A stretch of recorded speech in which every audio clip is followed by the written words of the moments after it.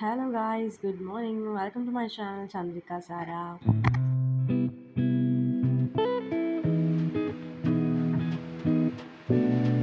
இன்னைக்கு ஒரு morning to evening night routine தான் நீங்கள் வந்து பார்க்க போகிறீங்க.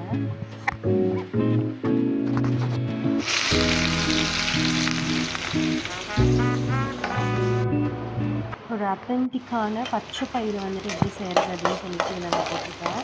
ஸோ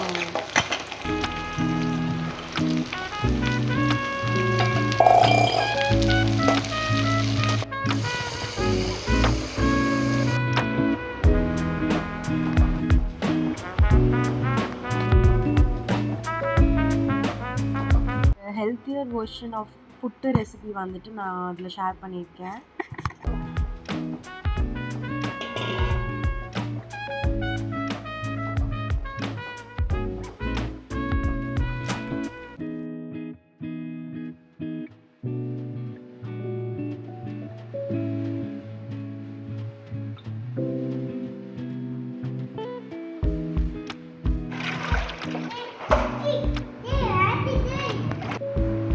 இப்படி பாருங்க, பிடிச்சிட்டிங்களா?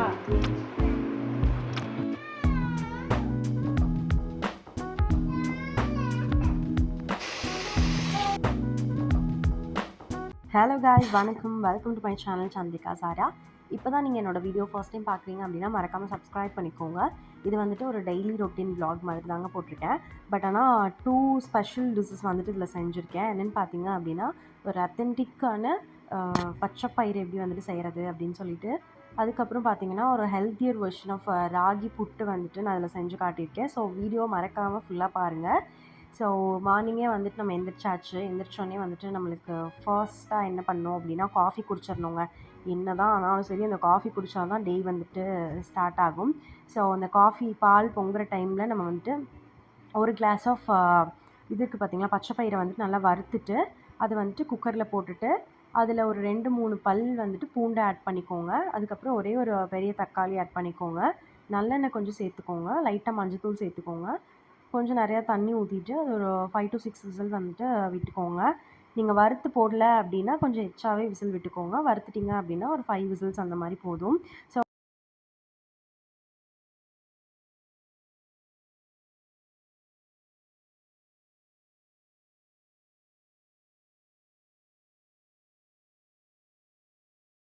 ஸோ வந்து காஃபி வந்துட்டு காலையில் குடிச்சாச்சு. அப்போ தான் ரெஃப்ரெஷ்ஷாக இருக்கும்.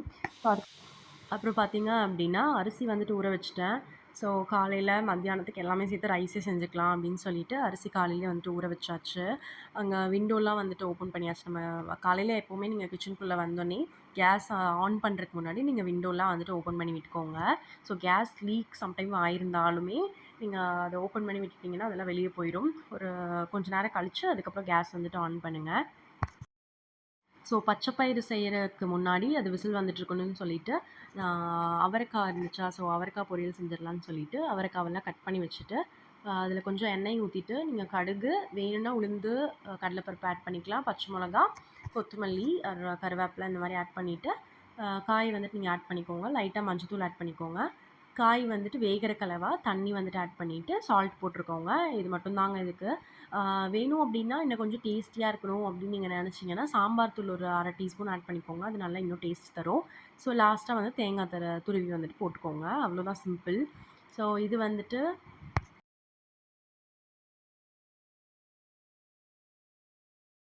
அதுக்குள்ளே பச்சைப்பயிறு வந்துட்டு வெந்துருச்சு. ஸோ பச்சைப்பயிரை வந்துட்டு நல்லா மசிச்சுக்கோங்க.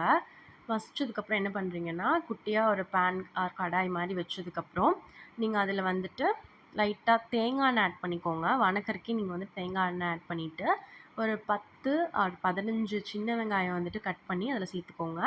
3 பச்சை மிளகா, நம்ம வேறு எதுவுமே வந்துட்டு காரத்துக்கு ஆட் பண்ணுறது கிடையாது. ஸோ அதனால் 3 பச்சை மிளகா வந்துட்டு ஆட் பண்ணிக்கோங்க. சால்ட் சேர்த்துக்கோங்க.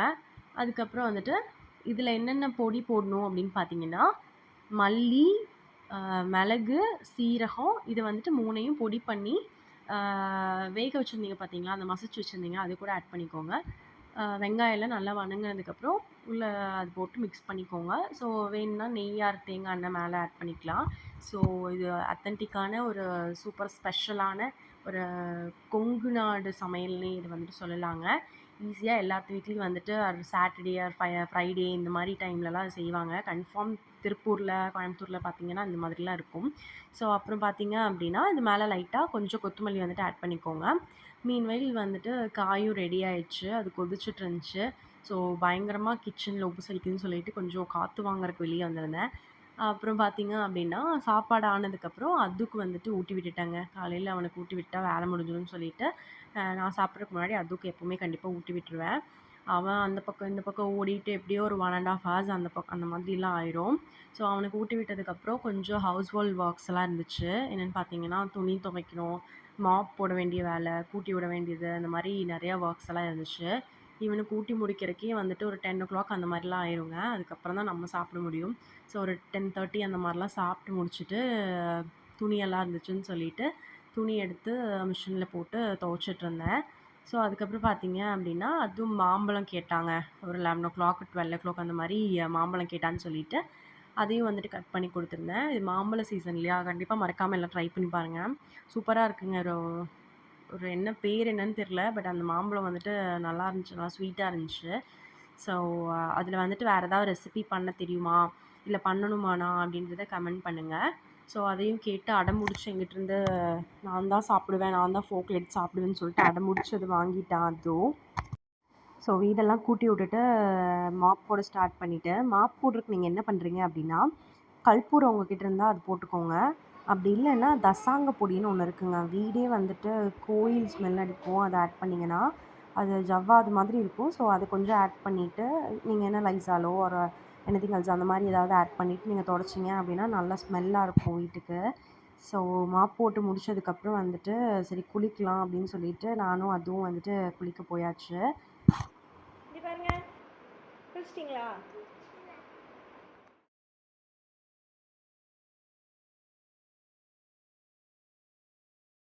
குளிச்சு முடிச்சதுக்கப்புறம் பார்த்தீங்கன்னா, அதுக்கு ட்ரெஸ் எல்லாம் பண்ணி விட்டதுக்கப்புறம், ஓகே ஜூஸ் போடலாம் அப்படின்னு சொல்லிட்டு மாதுளம்பழம் வந்துட்டு உரிக்கிறதுக்கு நானும் அதுவும் உட்காந்துட்டோம்.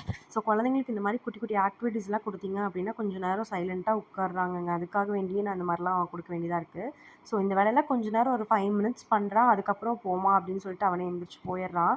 அவ்வளோதான் பொறுமையாட்டிருக்கு. அது முடிச்சதுக்கப்புறம் அது சாப்பிட்றதெல்லாம் இல்லைங்க. அவன் கொஞ்சம் ஒரு ஆசைக்கு ஒரு 2 எடுத்து வாயில போடுறான். அதுக்கப்புறம் பார்த்தீங்கன்னா, ஃப்ரிட்ஜ் ஓப்பன் பண்ணி ஸ்வீட் கார்ன் பார்த்துட்டான். மத்தியானம் அது வேணும்னு சொல்லிட்டு பயங்கரமா அழுகாச்சு. ஸோ ஸ்வீட் கார்ன் வந்துட்டு நம்ம வேக வச்சு குடுத்துருந்தோம். ஸ்வீட் கார்ன் வந்துட்டு நீங்க சீஸ் போட்டு சாப்பிட்டுருக்கீங்களா? அப்படின்னு வந்துட்டு கமெண்ட்ல சொல்லுங்க. ஸோ சூப்பரா இருக்கும். சீஸ் மட்டும் சால்டட் சீஸ்ன்னு இருக்கும் பார்த்தீங்களா? அது மட்டும் போட்டு கார்ன தனித்தனியா நீங்க பிச்சு அது கூட ஆட் பண்ணி சாப்பிட்டீங்க அப்படின்னா நல்லாயிருக்குங்க. அந்த மாரி சாப்பிட்டுருக்கீங்களான்னு சொல்லிட்டு சொல்லுங்க.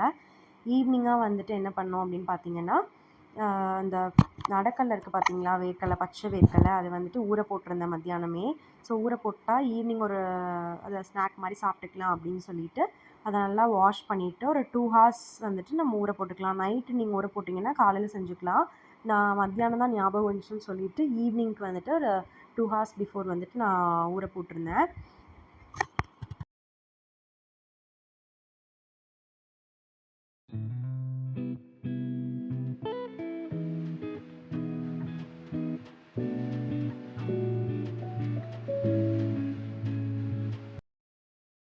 ஊற போட்டிருந்தோம் பார்த்தீங்களா? அத வந்துட்டு நல்லா வாஷ் பண்ணிவிட்டு, குக்கரில் போட்டுட்டு தேவையான தண்ணி ஊற்றிக்கோங்க. சால்ட் வந்துட்டு ஆட் பண்ணிக்கோங்க. ஆட் பண்ணிவிட்டு ஒரு 6, 7 விசிலுக்கு மேலே அந்த மாதிரி விட்டீங்க அப்படின்னா, ஒரு 8 விசில் விடுங்க. அந்த மாதிரி விட்டிங்கன்னா நல்லா வெந்துடும். அதில் வந்துட்டு நீங்கள் மாங்காய், வெள்ளரிக்காய் இல்லைனா கேரட் இந்த மாதிரி துருவி போட்டு சாட் மசாலா போட்டு கொடுத்தேன். ஸோ அவாய்ட் பண்ணிக்கோங்க குழந்தைங்களுக்கு கொடுக்குற மாதிரி இருந்தால். இந்த மாதிரி ஃப்ரூட்ஸ் மட்டும் போட்டு ஒரு வெஜிடபிள்ஸ் இந்த மாதிரி கட் பண்ணி சாலட் மாதிரி கொடுக்கலாம். அது நல்லாயிருக்கும். ஸோ நைட்டுக்கு வந்துட்டு டின்னர் ரெடி பண்ணலான்னு சொல்லிட்டு ராகி புட்டு தாங்க ரெடி பண்ணுறேன். ஃபர்ஸ்ட் டைம் நானே இது வந்து ரெடி பண்ணுறேன். எனக்கு இது வரைக்கும் நான் பண்ணது கிடையாது. இந்த மாவில் பச்சரிசி மாவில் பண்ணியிருக்கேன். ராகி மாவில் பண்ணது கிடையாது. ஸோ ட்ரை பண்ணலான்னு சொல்லிட்டு பண்ணேன். சூப்பராக வந்துருந்துச்சு. ஸோ அதான் உங்களுக்கு ஷேர் பண்ணுறேன். என்னென்னு பார்த்தீங்கன்னா, ஒரு அந்த கரண்டியில் ஒரு 3 கரண்டி அளவுக்கு ராகி மாவு வந்துட்டு நான் எடுத்து போட்டேங்க. அப்புறம் ஸ்வீட்டாக அது பண்ண போகிறதுனால லைட்டாக சால்ட் ஆட் பண்ணிக்கோங்க. அப்போ தான் ஸ்வீட் வந்துட்டு என்ஹான்ஸ் பண்ணி தரும். அதுக்கப்புறம் பார்த்தீங்கன்னா, இதில் பெனையறக்காக கொஞ்சம் சுடு தண்ணி வந்துட்டு நல்லா வச்சுக்கோங்க. சுடு தண்ணி ஊற்றி தான் இத கொஞ்சம் பெனையணும். அப்போ தான் நல்லா வரும் அப்படின்னு சொல்லுவாங்க. கொஞ்சம் சாஃப்ட்டா வருமா என்னன்னு தெரியல. அதனால சுடு தண்ணி வந்துட்டு வச்சு நல்லா அதில் கொஞ்சம் கொஞ்சமாக தண்ணி ஊற்றி பெனஞ்சுக்கோங்க. சப்பாத்தி மாவு பிணையிற அளவுக்குலாம் தண்ணி ஊற்றிடாதீங்க. கொஞ்சம் கொஞ்சமாக தண்ணி தெளித்து நீங்கள் வந்துட்டு அது பிணையணும். ஒரு மாதிரி உதிரி உதிரியாக வரும் பார்த்தீங்களா, அந்த மாதிரி பண்ணிக்கோங்க. இந்த டைம் வந்துட்டு எங்கிட்ட புட்டு ஸ்டீம் பண்ணுறது கிடையாது. ஸோ இட்லி பாத்திரத்திலேயே வந்துட்டு நம்ம ஈஸியாக வந்துட்டு ஸ்டீம் பண்ணிக்கலாம்.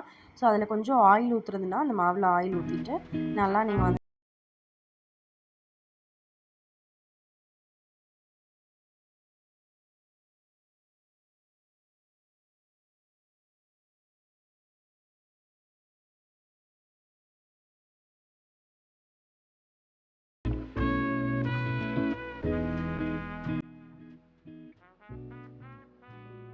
இப்போ பார்த்தீங்கன்னா தெரியும் நான் எந்த அளவுக்கு வந்துட்டு உதிரி உதிரியாக பெனஞ்சிருக்கேன் அப்படின்னு சொல்லிட்டு. நீங்கள் அந்த மாவை வந்துட்டு கெட்டியாக பிடிக்கும்போது அது நல்லா நிற்கணுங்க கைக்கு. அந்த மாதிரி பண்ணிவிட்டு நல்லா உதுத்து விட்டுக்கோங்க. அதுக்கப்புறம் எப்போவுமே நம்ம இட்லி வந்துட்டு ஸ்டீம் பண்ணுவோம்ல, அந்த மாதிரியே தண்ணி தண்ணி ஊற்றிக்கோங்க. அதுக்கப்புறம் அந்த தட்டு வச்சுட்டு அது மேலே துணி போட்டுட்டு இதை வந்துட்டு அது மேலே போட்டுட்டு தேங்காய் வந்துட்டு செரவி அதில் ஆட் பண்ணிக்கோங்க. இன்னொரு டிப்ஸ் என்னென்னு பார்த்தீங்கன்னா, நீங்கள் நல்லா கொஞ்சம் முத்துன தேங்காவா இருந்துச்சுன்னா, நீங்கள் பல்ஸ் மாரி எடுத்து ஒரு 4, 5 பல்ஸ் மாரி அப்படியே எடுத்து, நீங்கள் அது ஒரு 2 பல்ஸ் குடுத்தீங்க அப்படின்னா மிக்ஸியில, அது ஒரு மாரி தேங்காய் துருவணும் பார்த்தீங்களா, அந்த மாரி ஆயிடும். ஈஸியா அந்த மாரி பண்ணிக்கலாம். ஸோ அந்த மாரி தான் நான் அன்னைக்கு பண்ணியிருந்தேன். கொஞ்சமா தேங்காய் இருந்ததுனால நான் அந்த மாரி பண்ணிட்டேன். இல்லைன்னா துருவியிருப்பேன். ஸோ ஈவினிங் வந்துட்டு டியூஸ்டேவா இருக்கனால, சாமி கும்பிடலாம் அப்படின்னு சொல்லிட்டு நம்ம ரெடி பண்ணிகிட்ருந்தோம். அப்போ பார்த்தீங்க அப்படின்னா, ஒரு புதுசா ஒரு வெள்ளி விளக்கு வந்துட்டு நம்ம வெட்டிங்க்கு வந்ததுங்க கிஃப்ட்டா. ஸோ அத தான் நம்ம இப்போ வந்துட்டு யூஸ் பண்ணோம். ரொம்ப வருஷம் ஒரு 4 இயர்ஸ்க்கு அப்புறம் இப்போ தான் நான் ஃபர்ஸ்ட்டு விளக்கேத்துறேன் அதில. ஸோ அத பண்ணிடலான்னு சொல்லிட்டு பூவெல்லாம் சாமிக்கு வச்சுட்டு, அதில வந்துட்டு விளக்கேத்திருந்தேன். ஸோ விளக்கு வந்துட்டு எப்படி இருக்குன்னு சொல்லி சொல்லுங்க. ஸோ ஈவினிங் வந்துட்டு இந்த மாதிரி தான் போச்சு. அவங்க டாடி வந்துட்டு ஆஃபீஸ் கிளம்பிட்டாரு. ஸோ எல்லாம் பேக் பண்ணி அவங்களுக்கு குடுத்துட்டு வழி அனுப்புறதுக்கு வந்துட்டு அதுவும் வெளியே வந்துட்டு வெயிட் பண்ணிட்டு இருந்தா. ஸோ இந்த வீடியோ எப்படி இருக்குன்னு சொல்லிட்டு மறக்காம கமெண்ட் பண்ணுங்க. சப்ஸ்கிரைப் பண்ணிக்கோங்க. சப்போர்ட் பண்ணுங்க. உங்க